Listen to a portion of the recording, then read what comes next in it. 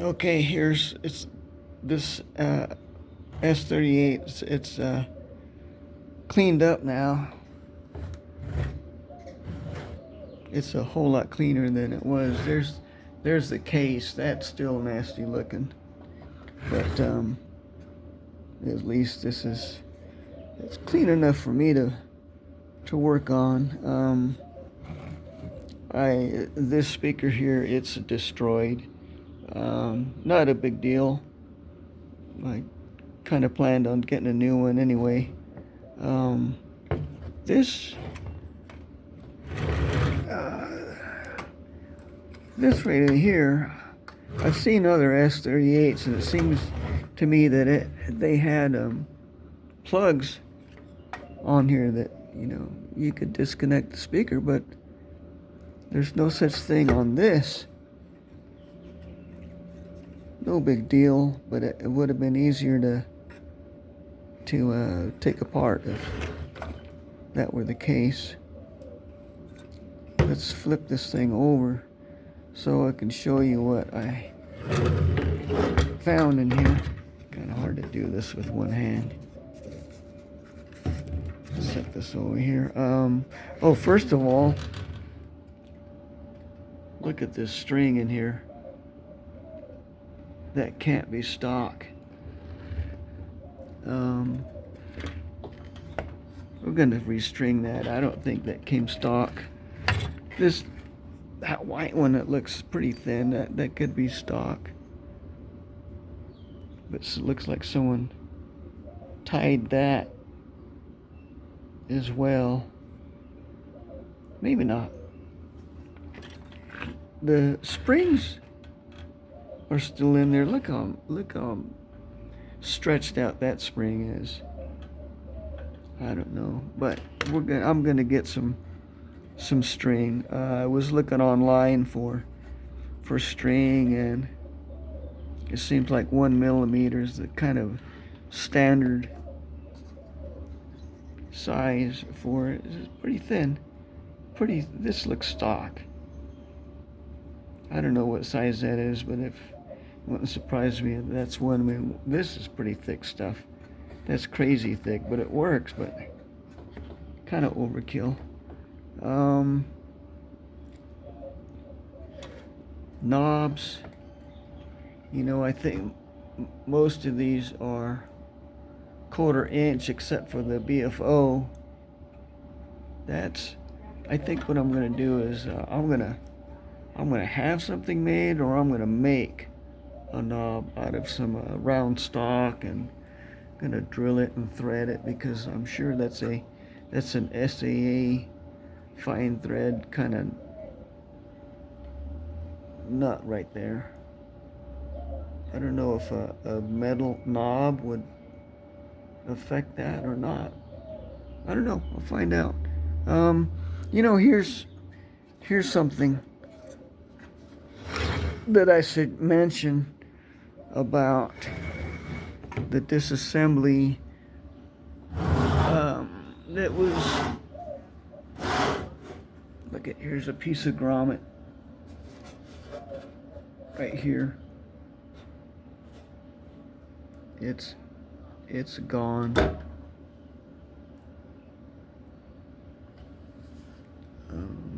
It's supposed to be, this chassis right here is supposed to be electrically isolated from the case, and so it's supposed to have some type of rubber bushing or grommet or something. I haven't been able to find anything online that replaces these things, so I don't know what I could do about it, and I really don't know if it's going to be that important. You can see right here how there's a rubber piece that's riveted in there, and it's not in terrible shape, but I'm telling you, I don't think I'm going to worry about that too much, because what I'm going to do is I'm going to do the safety update with a polarized plug, not a 3-prong plug, but a polarized 2-prong plug where the neutral is going straight to ground and the hot is switched. So I'll rewire the switch accordingly to where the hot is switched. And another thing, here's that phono jack, and it is wired to the volume pot, to the low side, the high side. Why it's wired onto that, I don't know. I don't know if they were using that. It's just some kind of a guitar amp. I don't know. But that's gonna go. I don't want that in there. It seems to me that this wire here is gonna pick up a whole lot of noise and inject that into there, and I don't want that. So this is gonna go. If anything, I'll wire this jack into the speaker somehow so that it I can use headphones. The headphone jack here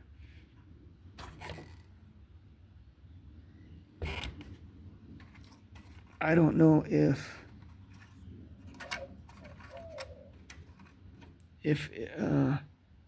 it's wired straight into the speaker or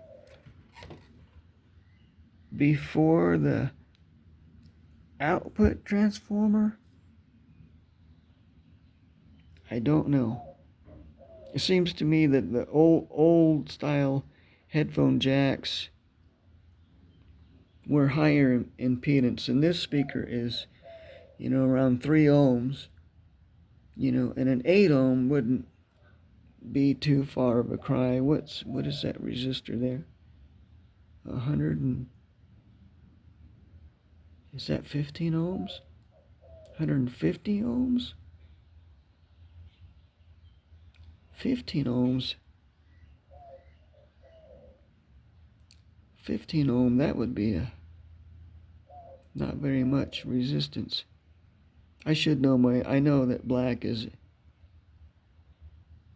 0, so no multiplier. 15 ohms. Even that seems kind of high for headphone impedance, but I don't know. Well, I'll look into that. Another thing I wanted to point out, this capacitor here, that's the capacitor shown, I'm sure, at the start of the power stage that you see in the schematic. This is a capacitor coupling the chassis ground. No, the chassis ground to the frame ground.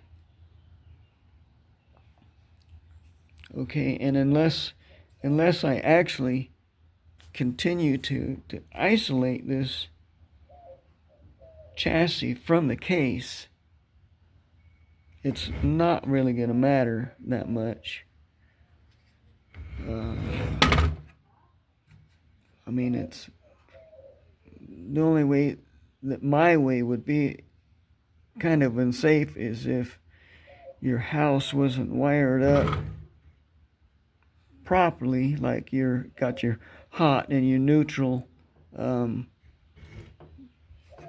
switched, which if your house were up to code, it wouldn't. It shouldn't make that much of a deal. I'm not going to use the 3-prong on here. I don't, and I don't think anyone should. You shouldn't.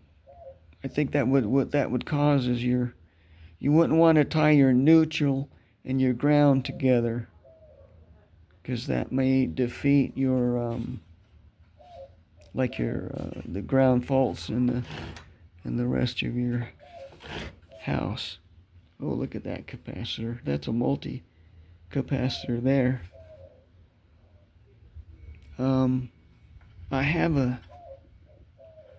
have a kit that I got from Hayseed,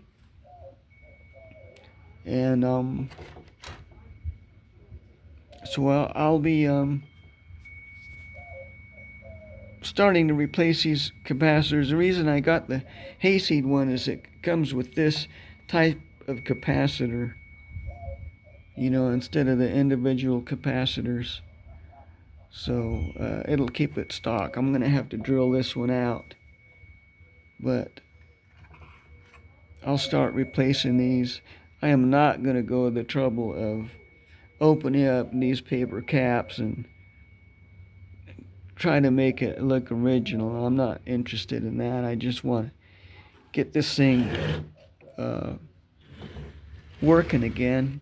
I'm gonna try to find a replacement speaker, something that fits right in there. I'll keep this thing.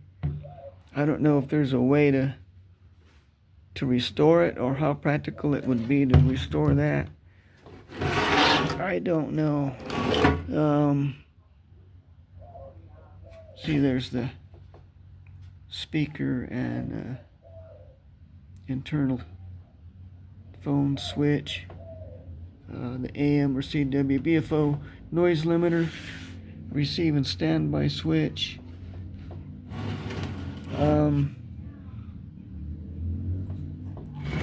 What's the takeaway on this radio here? It doesn't have a power transformer in it. It's kind of they went a cheap way of doing without that. Kind of a safety hazard, because depending on the way you plug this thing in, the chassis could be hot or not very safe. But it is what it is. It's got one RF stage in it, which is better than no RF stage. So it amplifies the RF input. There's a little gain in there. So, but I mean, as far as a performance, I mean, you're not going to get some kind of outstanding performance in it.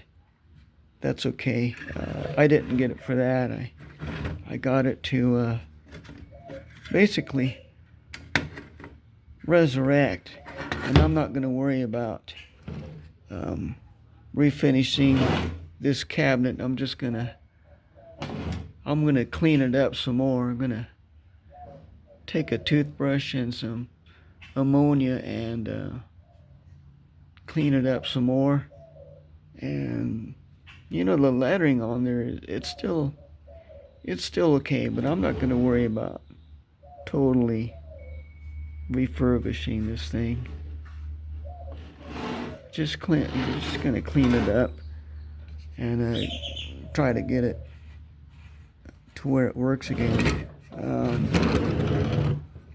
I don't have a tube tester available to me right at this moment, so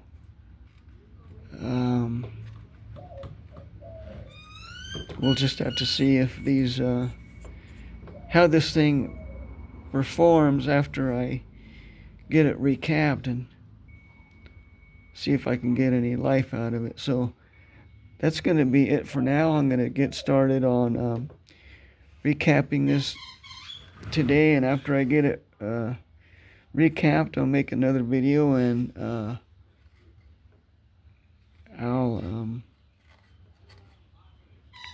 we'll see how what kind of life we can get out of it.